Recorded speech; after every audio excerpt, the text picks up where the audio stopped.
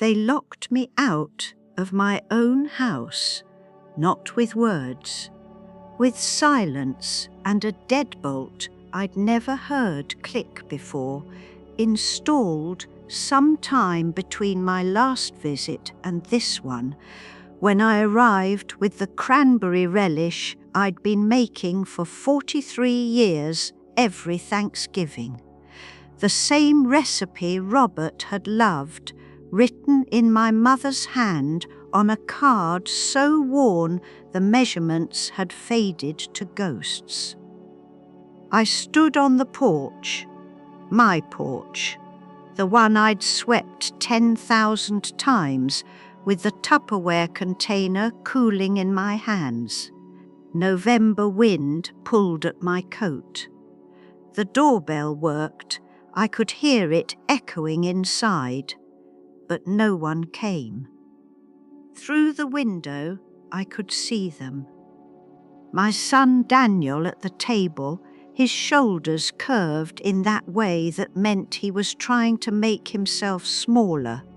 His wife Amanda standing in the kitchen doorway, arms crossed, watching the door. Watching me.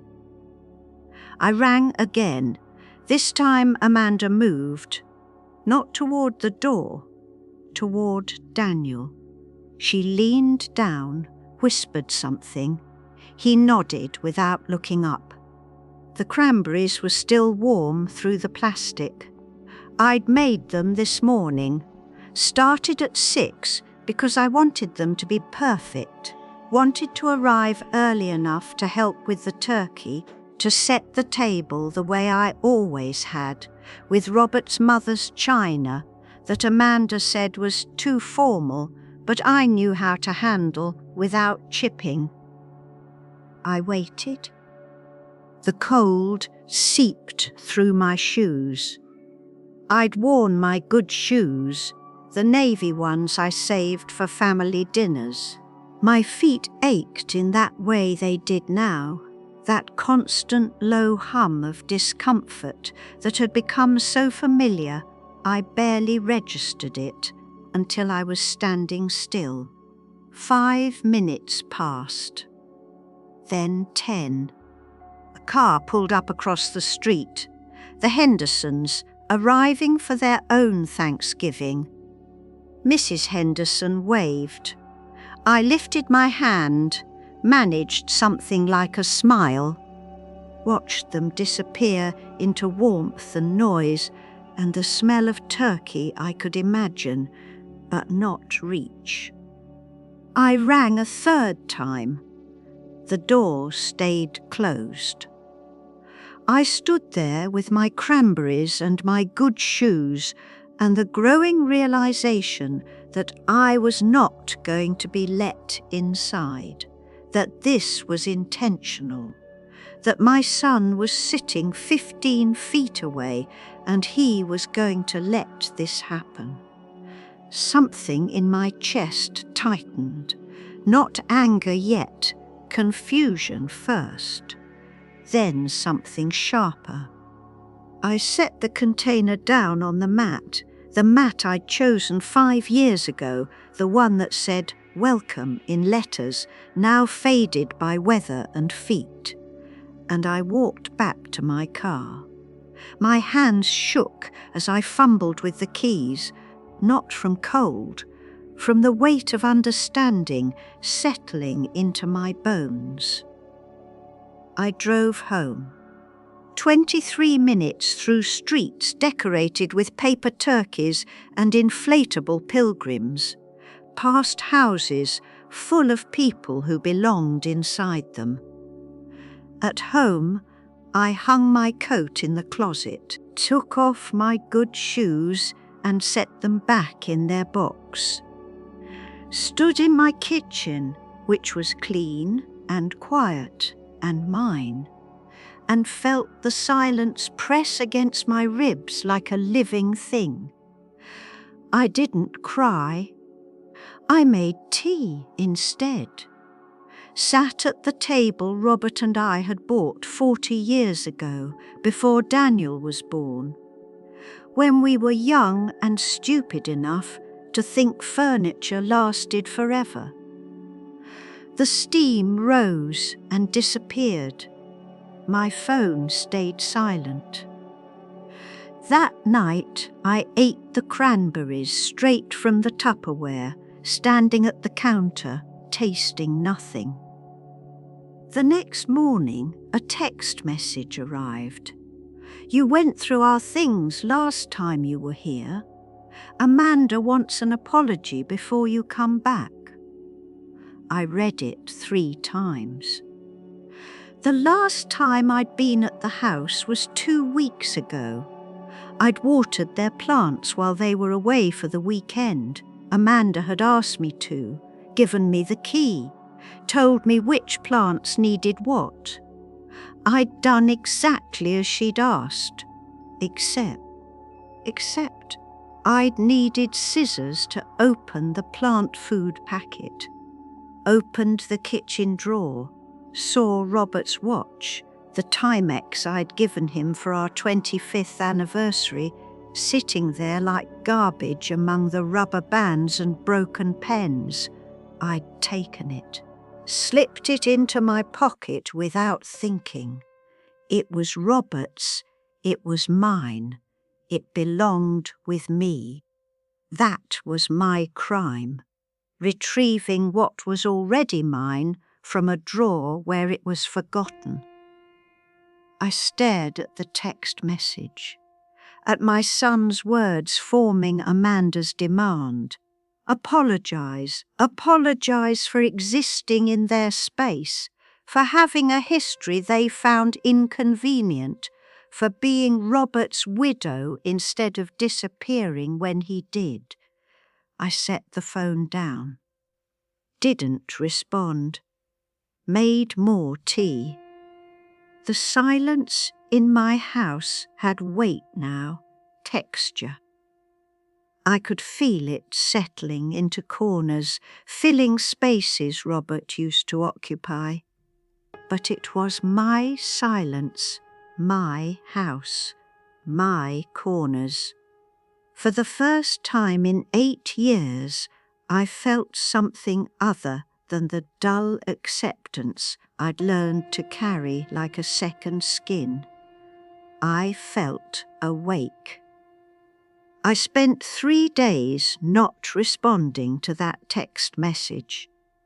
During those 3 days, I did laundry, organised my spice cabinet, cleaned windows that didn't need cleaning, waited for my son to call, to explain, to acknowledge that I was his mother before I was a problem Amanda needed solved.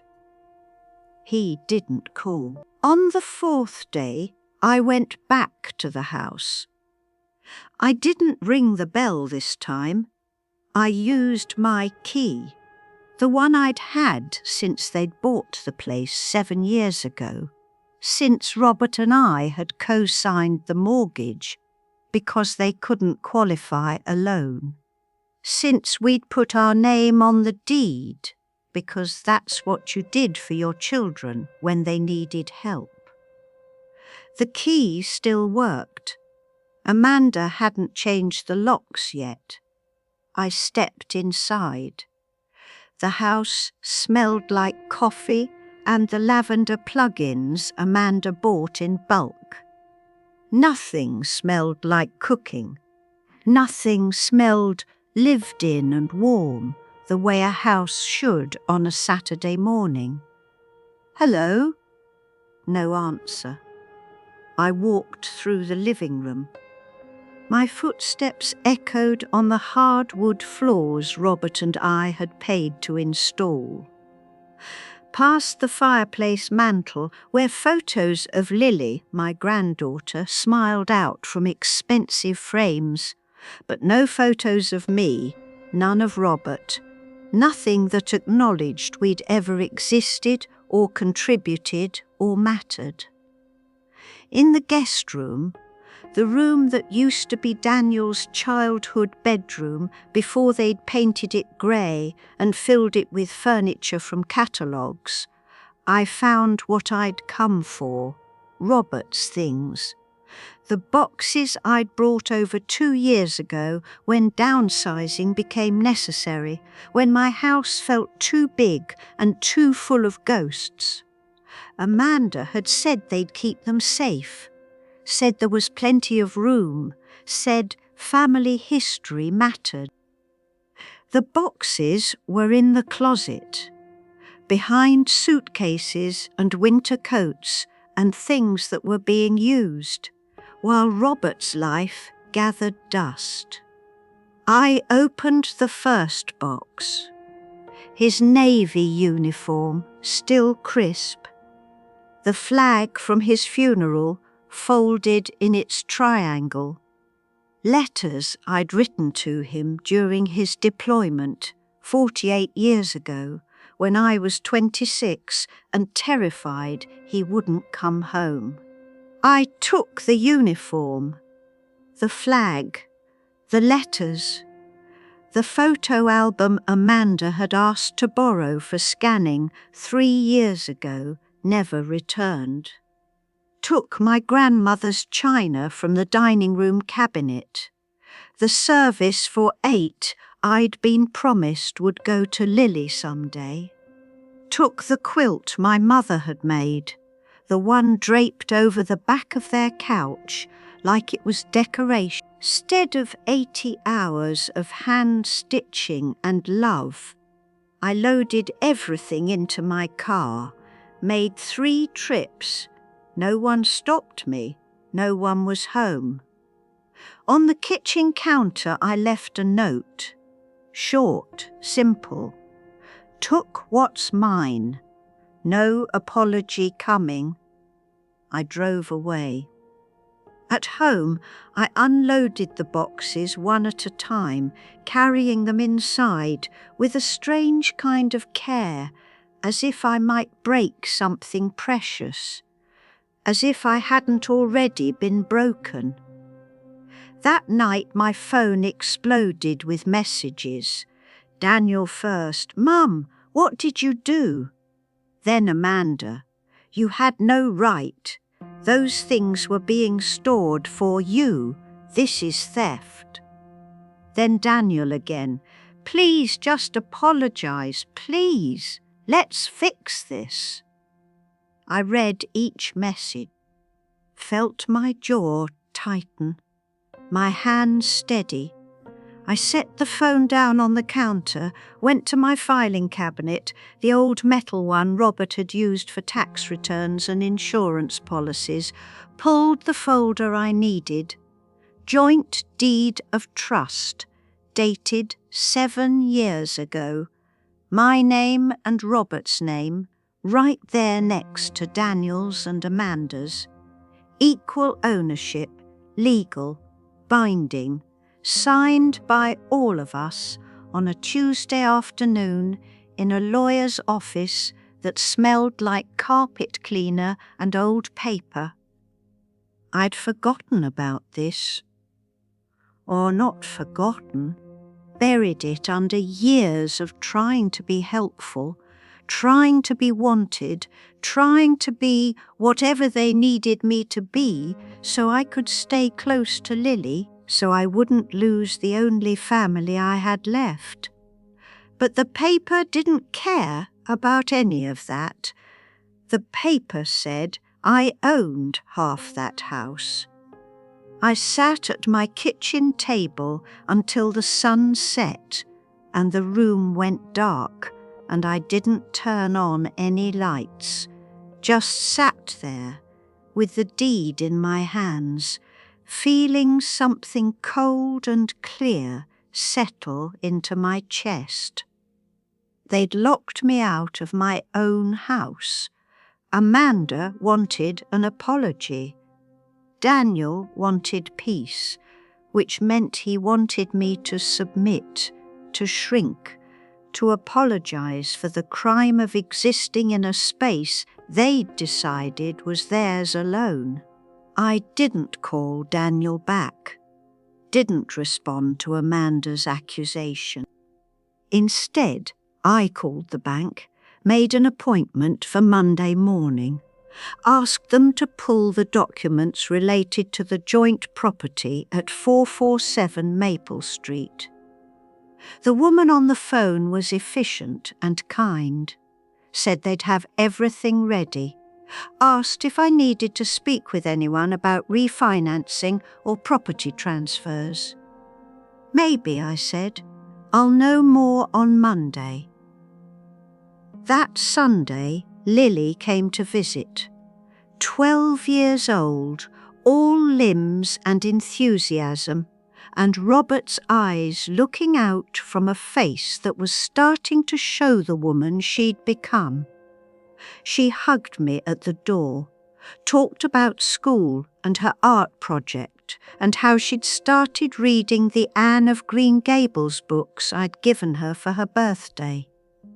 We made cookies, the kitchen filled with warmth and sugar and her laughter, and for 2 hours I forgot about locked doors and text messages and the weight of being erased. "Grandma?" Lily's voice pulled me back. She was sitting at the table, frosting a cookie with intense concentration. "Why didn't you come for Thanksgiving?" I measured my words carefully. "I wasn't able to make it this year. Mum said you were sick." "Did she?" Lily looked up. Something flickered in her eyes, doubt maybe, or the beginning of questions she wasn't old enough to ask yet. "Are you feeling better now?" "Yes, sweetheart, much better." She smiled, relieved, went back to her cookie. I watched her work. This girl who felt more at home in my kitchen than anywhere else, who saved her questions and her drawings and her secrets for me, who sat in the chair that used to be her grandfather's and belonged here in a way her parents had stopped believing I did. When Daniel came to pick her up, he wouldn't come inside. Texted from the driveway, Lily hugged me goodbye, grabbed her backpack, ran out with the container of cookies I'd packed for her. Through the window, I watched her climb into the car, watched Daniel not look at my house, watched them drive away.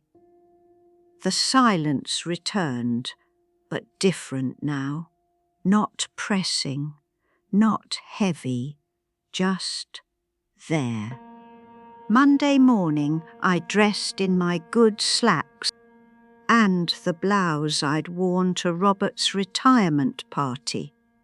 Practical shoes this time, I'd learned.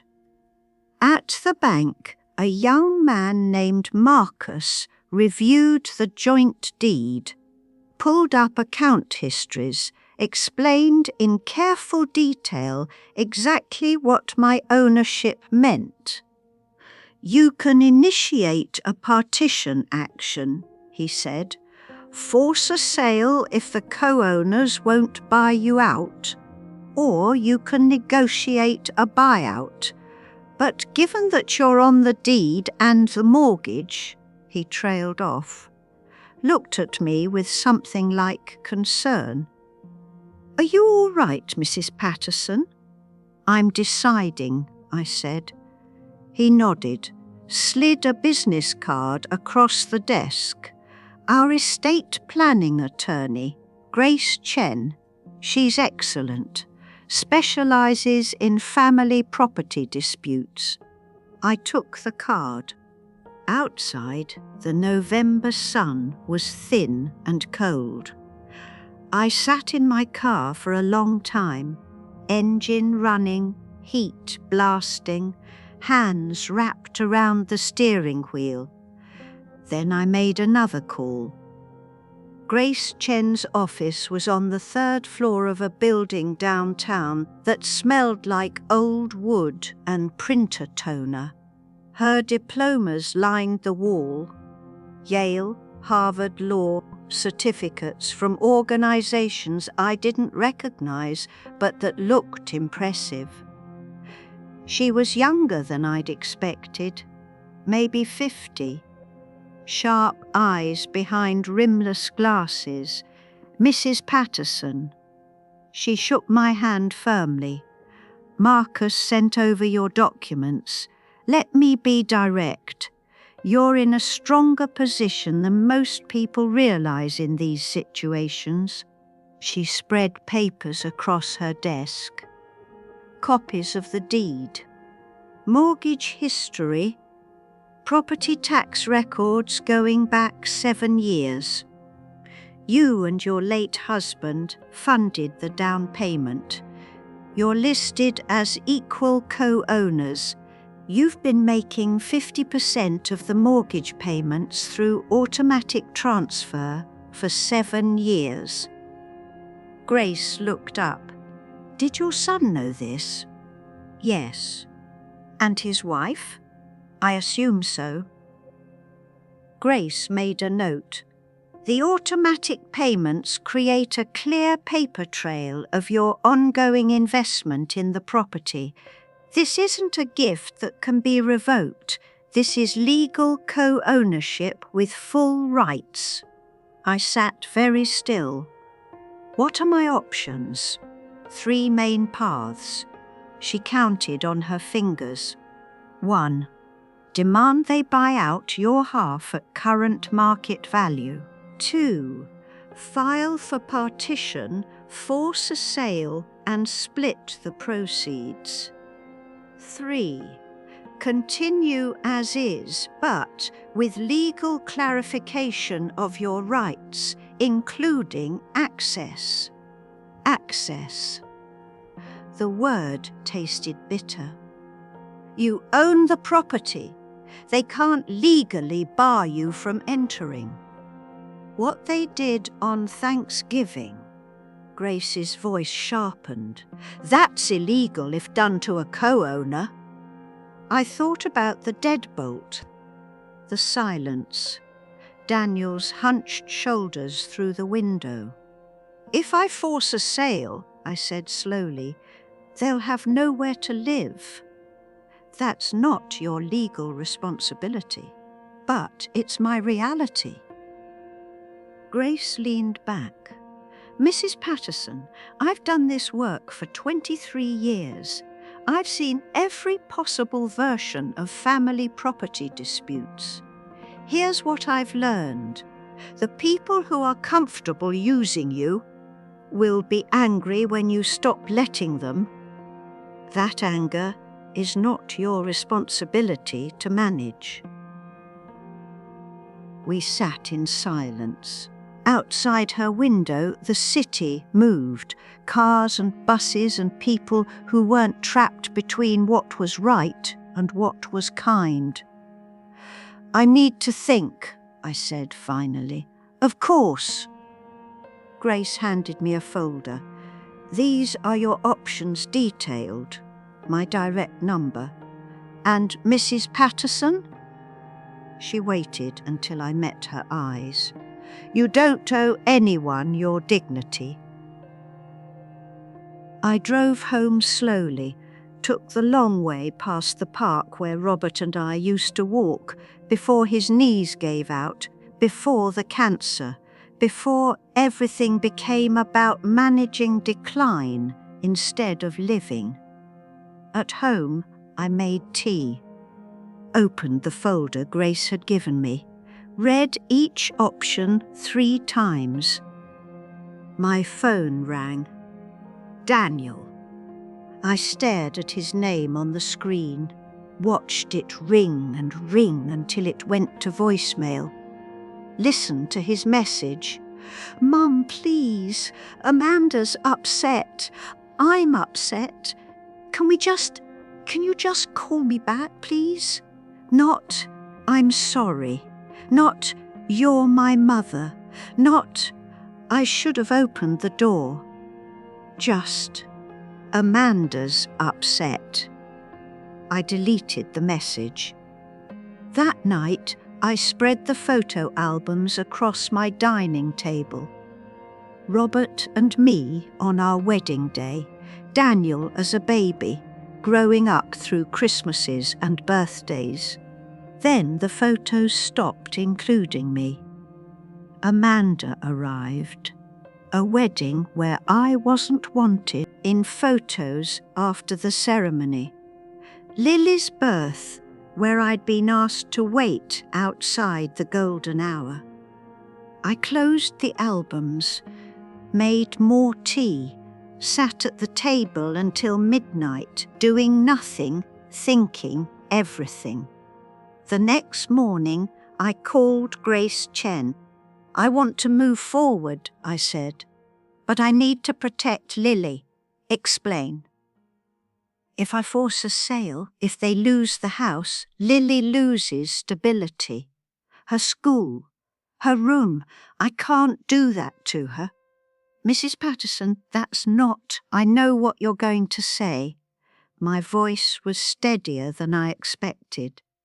"But I need another option. One that protects Lily but doesn't let them erase me." Silence on the line. "Then let me make some calls." "I'll phone you back this afternoon," she called at 3. "Here's what I suggest. We sell the house, but we set up a trust for Lily with your portion of the proceeds. It's protected, legal, can't be touched by anyone until she's 18. They get enough to buy something smaller, you get control of your asset, Lily gets security for college, everyone survives." "Can I do that without their permission?" "Yes. Your share is yours. What you do with it is entirely your decision." I closed my eyes, felt something settle in my chest. Not quite peace, but something close. Certainty, maybe. "Do it," I said. "Mrs. Patterson, once we start this process, do it. All right." I could hear her making notes. "I'll draft the partition action and reach out to a realtor I trust. Discreet, professional. This will take a few weeks to process, but once we file, they'll know." Yes. Good. I hung up, sat in my quiet house, felt the weight of the decision settle into my bones like something that had always belonged there.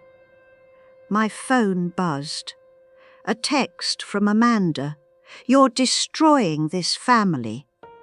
I read it twice, then turned off my phone, made tea, sat at the table where Robert used to read the newspaper every morning, where Daniel used to do his homework, where I'd eaten 10,000 meals in a life that kept getting smaller until I couldn't see myself in it anymore.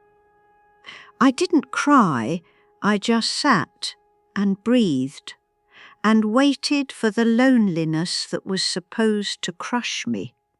It didn't come. What came instead was space, silence that didn't press, a kitchen that was mine without apology. For the first time in 8 years, I felt like I was taking up exactly the right amount of room. The realtor's name was Sharon Kim. Mid-40s, practical haircut, the kind of handshake that made you believe she'd closed 1,000 deals and wouldn't let yours fall through. She walked through the house at 447 Maple Street on a Tuesday morning when I knew they'd both be at work. I let us in with my key. Still worked.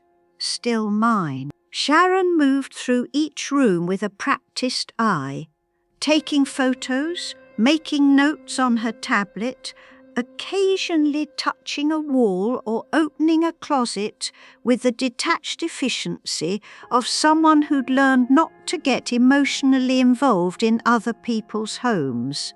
"Good bones," she said, standing in the living room. "Recent renovations?" "The floors," I said. 7 years ago. She made a note. "Market's strong right now. Houses in this neighbourhood are selling within days. Cash offers common." She looked up. "You mentioned you want this handled quietly until the papers are filed." "Yes," Sharon nodded. "Didn't ask questions. Professionals never did. I'll have the appraisal done by Thursday, photos by Friday. We can list next Monday if you'd liked. Or we can wait." Monday, understood. She handed me a folder. "Comps for the neighbourhood, recent sales. You're looking at somewhere between 485,000 and 520,000, depending on inspection. Your attorney mentioned your co-owner, equal shares.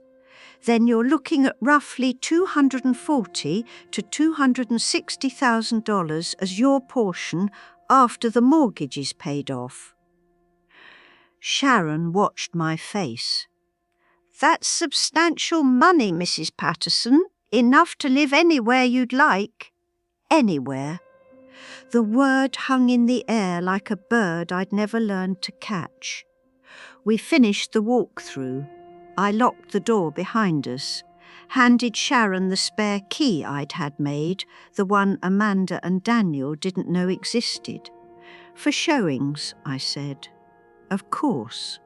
In my car, I sat for a moment, looked at the house through the windshield, the blue shutters Amanda had insisted on, the maple tree Robert and I had planted when Daniel was 5, now tall enough to shade the whole front yard. The mailbox Daniel had helped me install when he was 12, crooked because we'd been laughing too hard to measure correctly. I'd paid for this house. Not all of it, but half. And somewhere along the way, I'd stopped believing that entitled me to anything. Not access, not respect, not even memory. I started the car. Drove away. The listing went live on Monday morning. Professional photos making the house look both familiar and strange. Clean, empty of the clutter of living. By Monday afternoon, my phone started ringing. I ignored the first 3 calls from Daniel. The 4th, I answered. "Mum?" His voice cracked. "What did you do?" "I exercised my legal rights as a co-owner." "You can't just—" "We live here, Mum. Lily lives here. You can't just sell our house." "Our house," I repeated. "That's exactly right, Daniel. Our house. Half mine. And I'm selling my half." "This is insane. This is—" "Amanda's crying. Lily doesn't understand. You're destroying—" "I was locked out," I said quietly, "on Thanksgiving. You sat inside and let your wife lock me out of a house I own, a house I helped you buy, a house I've been paying for." Silence. "Mum, you didn't call to apologize. You called to blame me for inconveniencing you." Again. "That's not. Tell Amanda the realtor's contact information is in the listing. She can direct her complaints there." I hung up. My hands shook. Not from fear, from the strangeness of saying no and meaning it. The phone rang again. I turned it off. That evening, Lily showed up at my door, alone. She must have ridden her bike from Lebs of Stahler. I could see it lying in my front yard, the pink one with the basket. "Grandma?" Her face was red. She'd been crying. "Why are you selling the house?" I stepped aside, let her in, made hot chocolate the way she liked it, too much marshmallow, not enough milk. We sat at my kitchen table. "Sweetheart," I said carefully, "sometimes adults have disagreements about important things." Mum says you're being selfish. Dad won't talk about it. They keep fighting. Her voice wobbled. "Are you mad at us?" "Us, not them, us." "No, honey, I'm not mad at you. This has nothing to do with you, but we're going to lose our house." You're going to move to a different house. "That's not the same as losing a home." She looked at me with Robert's eyes, clear and demanding and unwilling to accept comfortable lies. Is it because they didn't let you come for Thanksgiving? Smart girl. Too smart for the stories they'd probably been feeding her. "Yes," I said, "partly, but also because I realised something important." What? That I deserve to be treated like a person, not a convenience. Lily sat with that, stirred her hot chocolate. "I like it here better anyway," she said finally. "Your house, it's quieter." My throat tightened. "You'll always be welcome here, Lily, always, no matter what happens with your parents. Promise?" "I promise." She hugged me when she left, fierce and long, and smelling like coconut shampoo and childhood. I watched her ride away, pink bike wobbling down the sidewalk, and felt something crack open in my chest, not breaking, but opening, making space for grief that was clean instead of bitter. That night, Grace Chen called. 3 offers, she said, all cash, all above asking.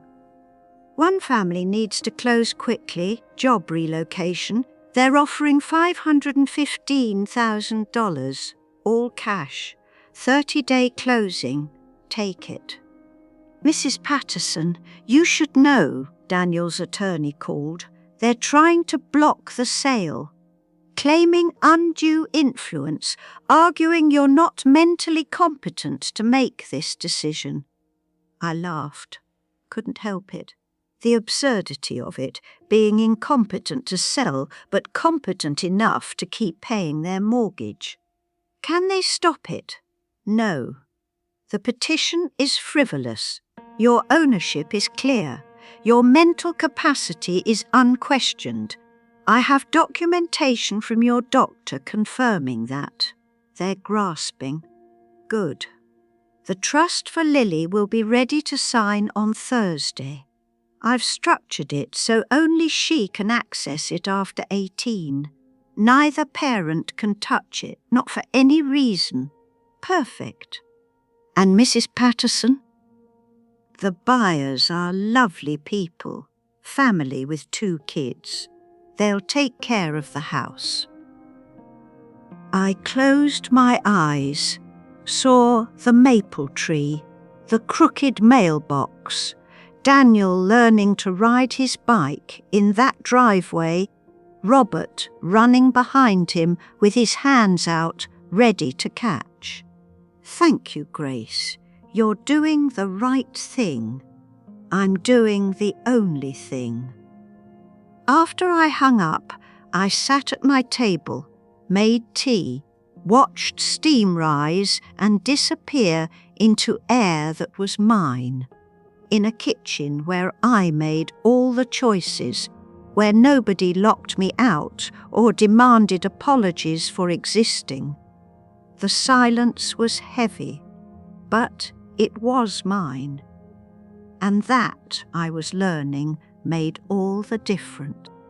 The closing was scheduled for December 18th, 3 weeks away.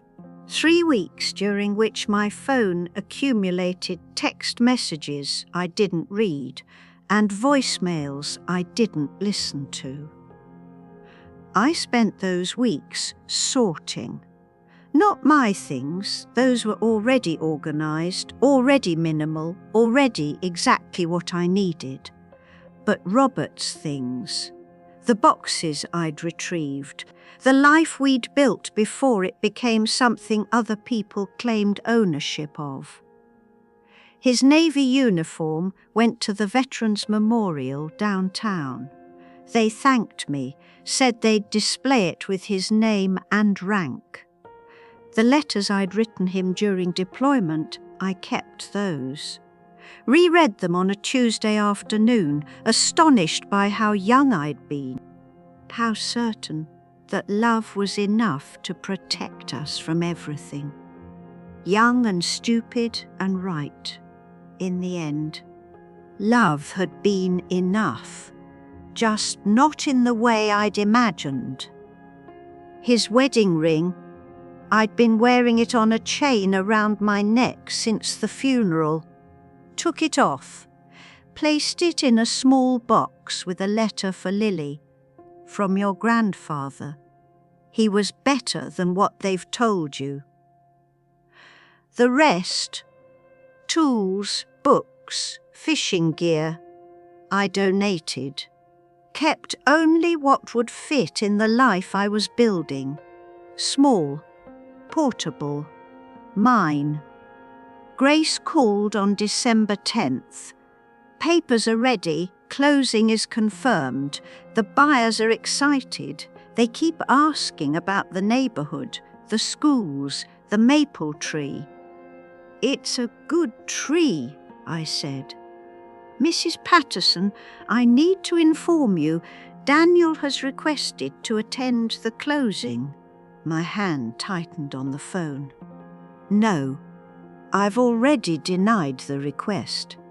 But he's claiming he has a right as co-owner. He had rights. He chose not to use them for anything except locking me out. Tell him no. Already done. But he may show up anyway. Then he'll be escorted out. Understood. The day before closing, I drove past the house one last time.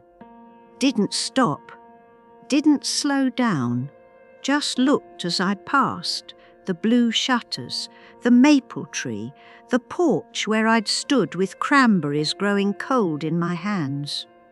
A for sale sign with a bright red Soldi banner across it.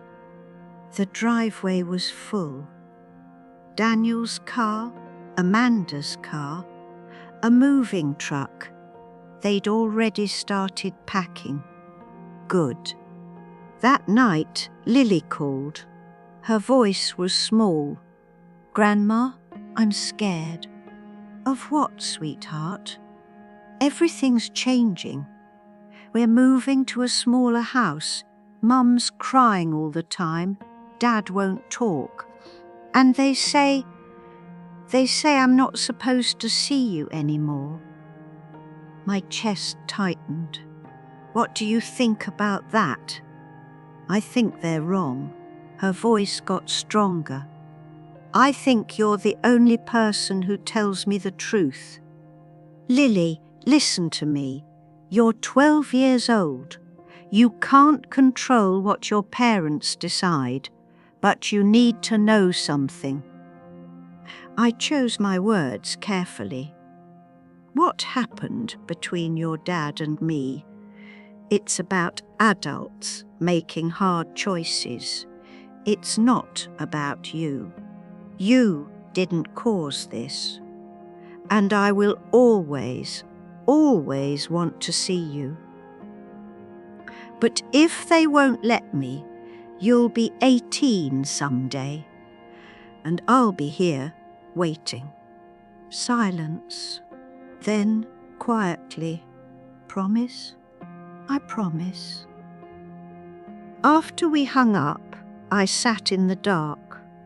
Didn't turn on lights, didn't make tea, just sat with the weight of knowing I'd chosen correctly and that the cost was still impossibly high.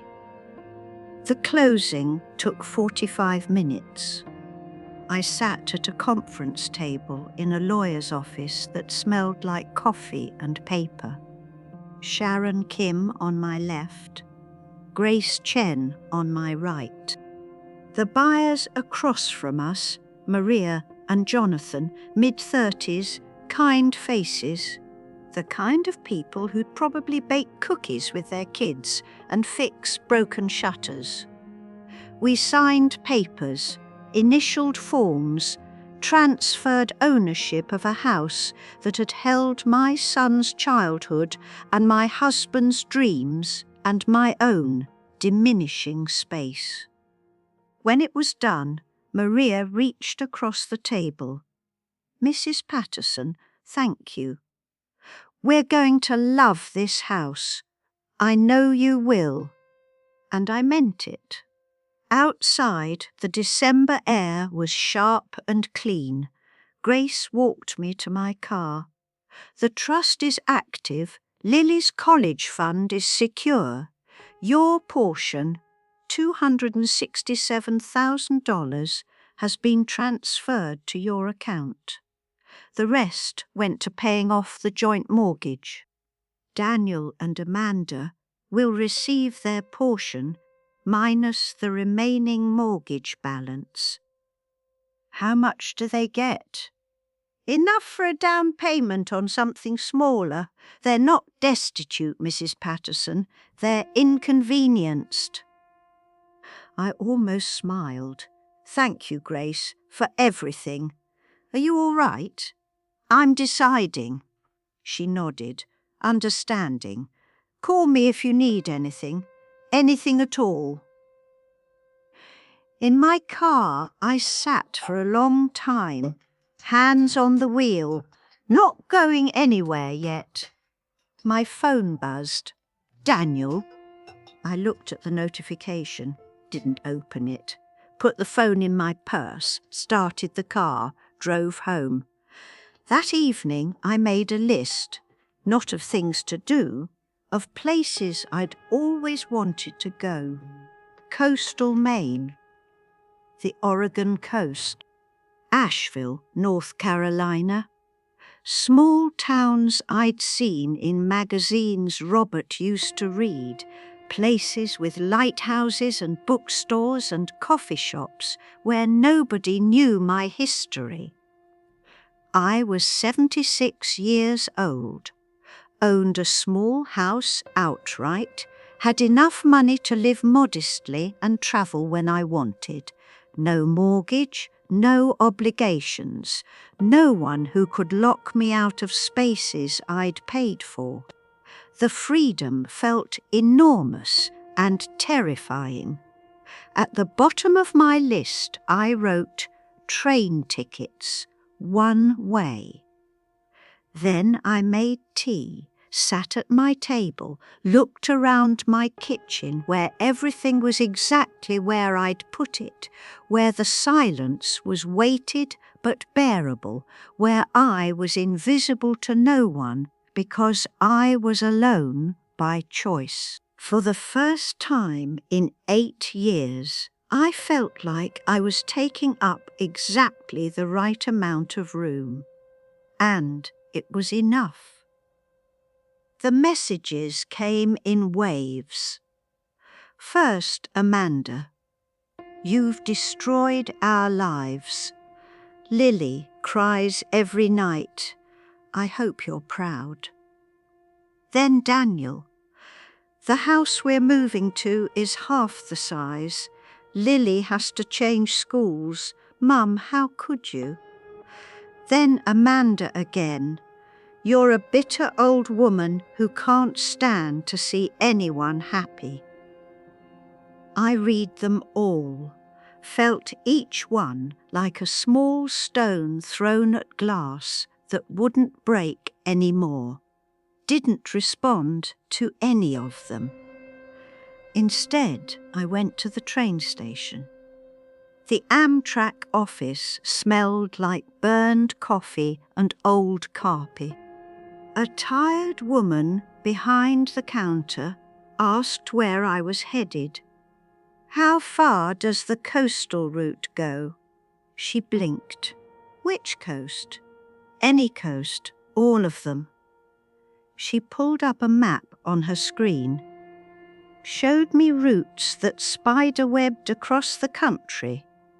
Boston, Portland, Maine, down to Charleston, west to Portland, Oregon, north to Seattle. "I want a sleeper car," I said. "One way. I'll figure out the destination as I go." "Mum, these tickets are expensive. I have the money." She looked at me then, really looked. Saw something in my face that made her nod. "When do you want to leave?" "Soon as possible. I have a departure January 3rd, northbound coastal route, sleeper car. You'd have your own space. Dining car access. You can get off at any stop, stay as long as you want, catch the next train." "That's the one." She printed the ticket. I paid cash, held the paper like a promise. At home, I started packing.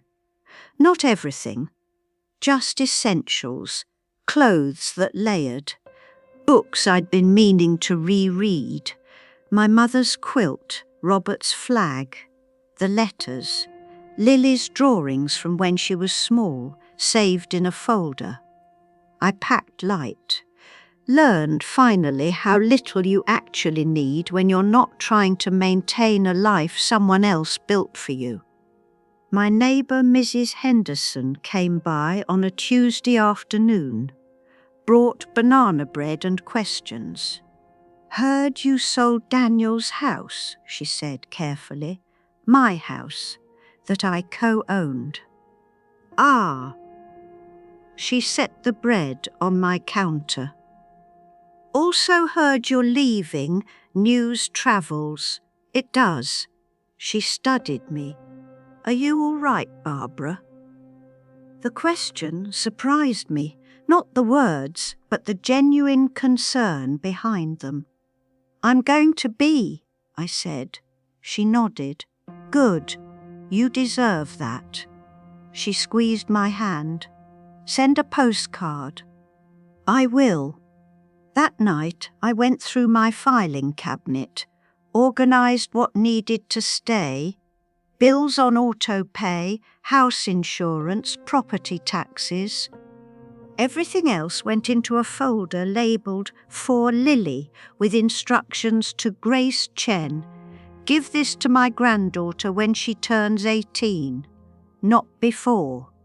In the folder, letters from Robert, photos from before, the deed to my house with instructions for Lily to inherit, and a letter explaining everything.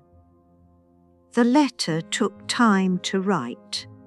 I rewrote it until I got it right, explaining love and boundaries and the cost of choosing yourself.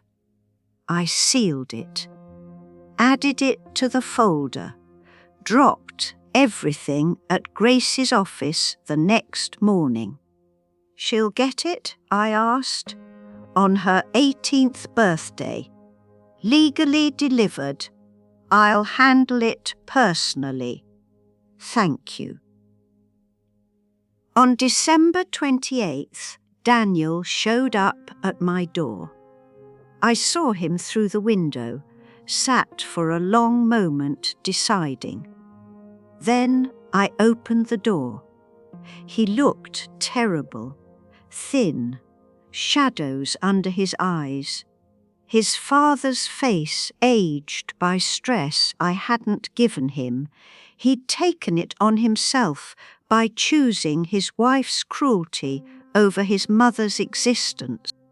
"Mum," his voice cracked. "Please, can we talk?" We can talk, but not about going back. I don't understand why you're doing this. We could have worked it out, Daniel. I kept my voice gentle. You locked me out of my own house on Thanksgiving. You asked me to apologize for existing in a space I owned. You let your wife text me abuse. You did nothing. I was trying to keep the peace by sacrificing me. I looked at my son and saw a stranger wearing a familiar face. You chose peace over truth, comfort over courage, and now you're here because there are consequences, not because you're sorry. Mum, I am sorry. Are you? Or are you sorry things got inconvenient? He opened his mouth, closed it, couldn't answer. I loved you enough to let you use me for years, I said quietly. Now I love myself enough to stop. What about Lily? Lily knows I love her. Lily knows where I am if she needs me. What Lily needs to learn is that women don't have to shrink to deserve love. So you're just leaving. I'm choosing a life where I'm not invisible.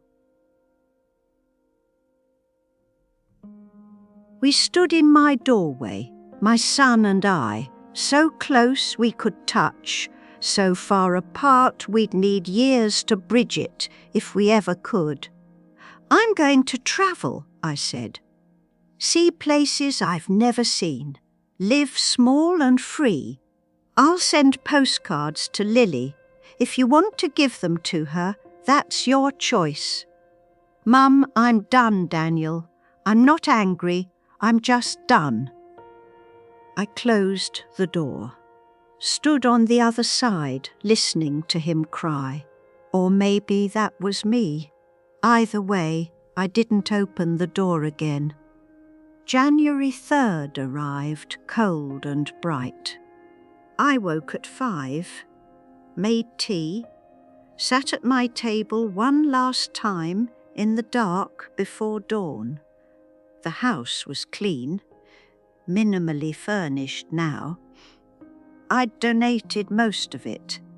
The couch Daniel had helped me pick out after Robert died, the armchair that still held the shape of Robert's back, the bookshelf where our life had been documented in photo frames. Kept only essentials: bed, table, 2 chairs, dishes. The house would rent easily, Grace had said. Income for my later years, or for Lily's future, or both. Everything that mattered was packed. 2 suitcases, 1 carry-on. That was it. 76 years reduced to luggage I could carry myself. The taxi arrived at 6:30. I locked the door. Didn't look back at the house. Had learned that looking back only showed you what you'd already decided to leave behind. The train station was nearly empty. Too early for most travellers. Just me and a few other people who'd chosen motion over stasis. I checked my bags, found my platform, stood under the departure board watching my train information flicker into reality. Northbound coastal sleeper car 4B on time. A text buzzed. Lily, Grandma, please don't go. I stared at the words, at my granddaughter reaching across the divide her parents had created, typed, I love you. I'm not leaving you.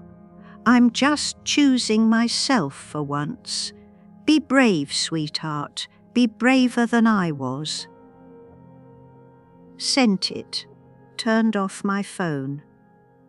Another buzz before it shut down. Daniel, you're selfish and bitter, and you've destroyed our family. I read it, felt nothing, deleted it. The phone went dark in my hand. I slipped it into my purse. Wouldn't turn it on again for days, maybe weeks. Wanted to feel what silence sounded like when you chose it instead of having it forced on you. The train was beautiful, silver and blue, sleek and anonymous, and going somewhere that wasn't here. I found my cabin, small, efficient, perfect. Window facing out, bed that folded down, tiny bathroom, space that was entirely mine for as long as I wanted to keep moving. I set my bag on the bed, hung my coat, stood at the window watching the platform. No one came running, no last-minute reconciliation, no daughter-in-law crying, no son begging forgiveness, just me and the train and the choice I'd made. The conductor announced departure. The train lurched, began to move.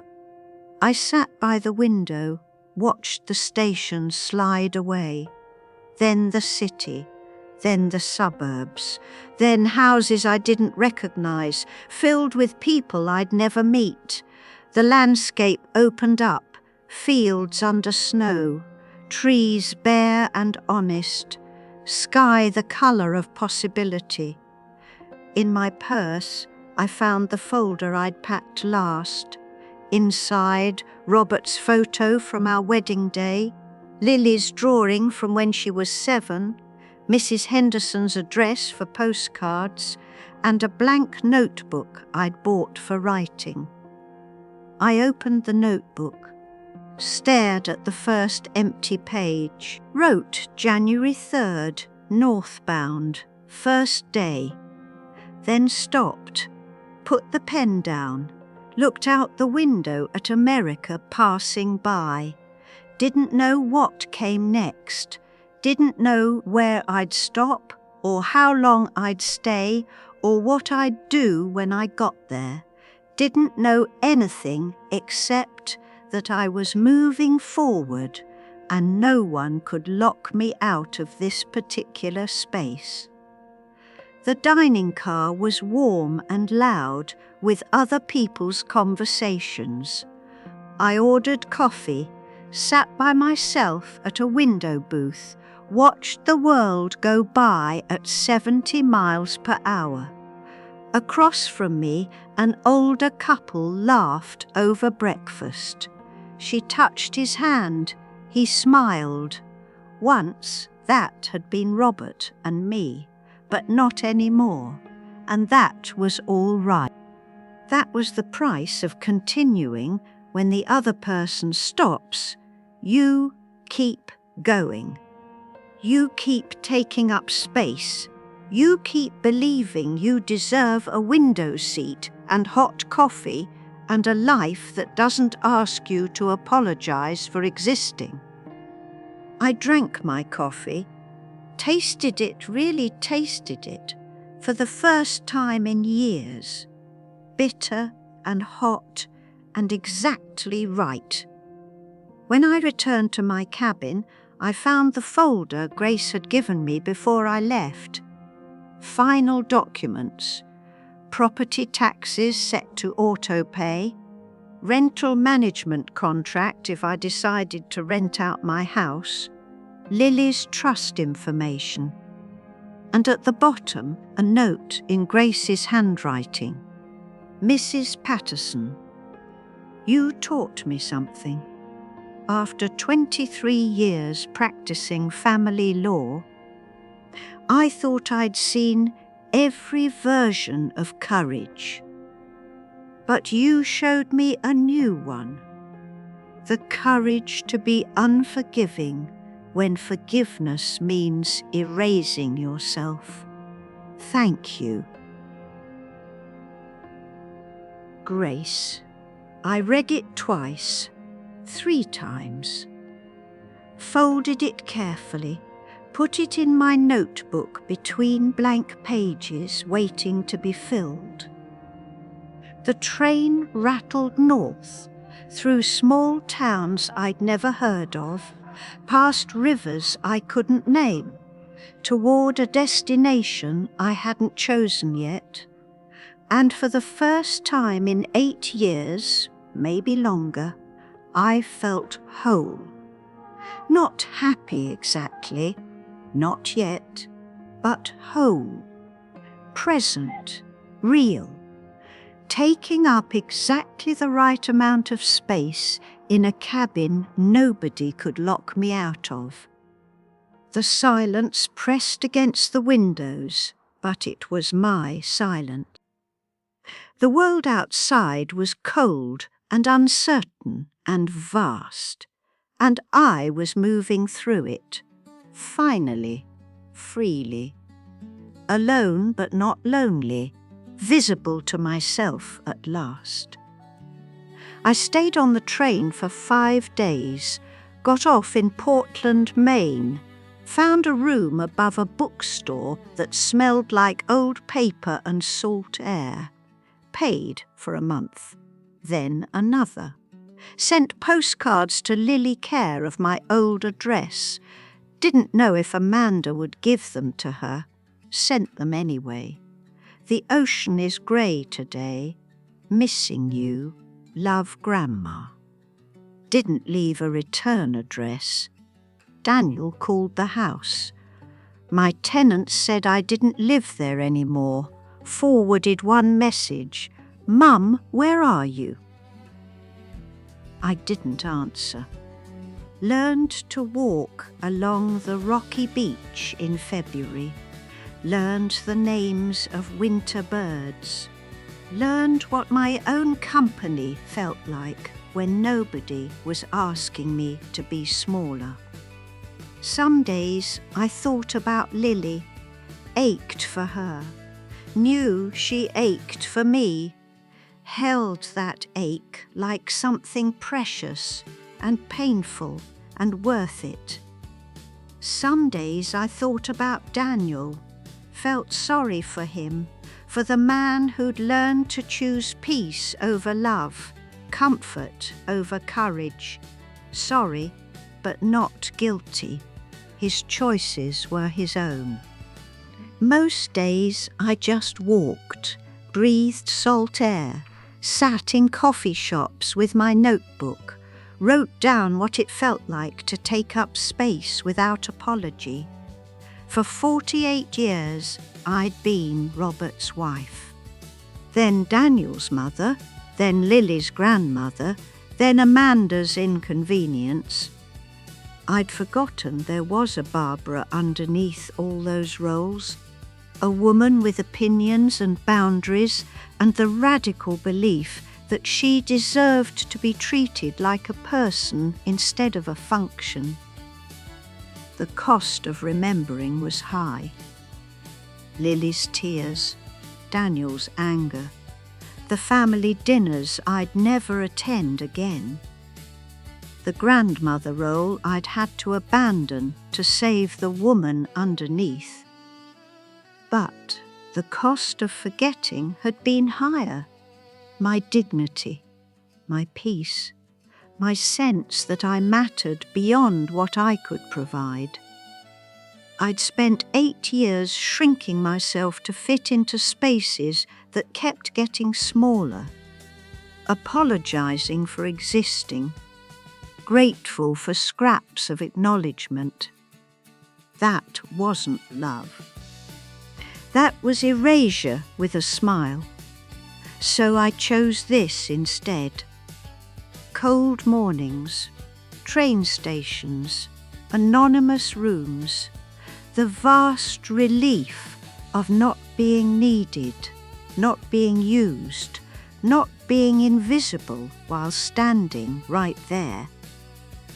I chose myself finally, completely. It felt like breathing after years underwater.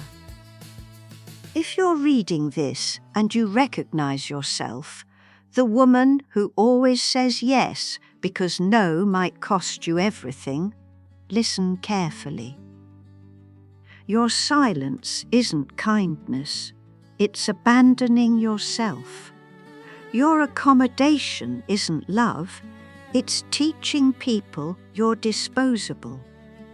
When someone locks you out of a house you own, out of a relationship you've nurtured, out of a life you've built, you don't owe them the key back. You don't owe them forgiveness. You don't owe them anything except your own dignity. They will call you selfish, let them. Selfish is what people call you when you stop letting them use you. They will say you're destroying the family. You're not. You're refusing to be destroyed by it. The loneliness you're afraid of, it's already here. You're already lonely in rooms full of people who don't see you. Choosing yourself doesn't create that loneliness.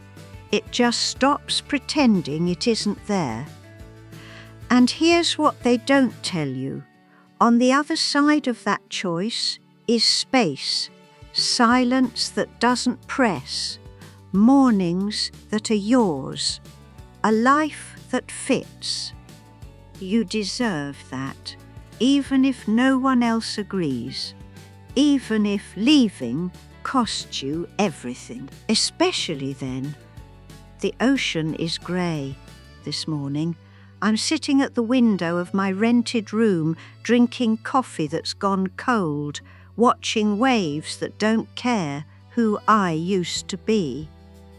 Somewhere, Lily is growing up, learning what women are taught, maybe unlearning it if I'm lucky. If the letter reaches her, if she's braver than I was. Somewhere, Daniel is living with his choices, maybe learning, maybe not. Not my work anymore. Here, I'm just Barbara, 76 years old, alone, free. The train ticket is pinned to my wall, reminder that I'm not trapped. I can keep moving any time I choose, but for now, I'm still. Watching the ocean, taking up space, visible to no one but myself. And that, finally, impossibly, is enough.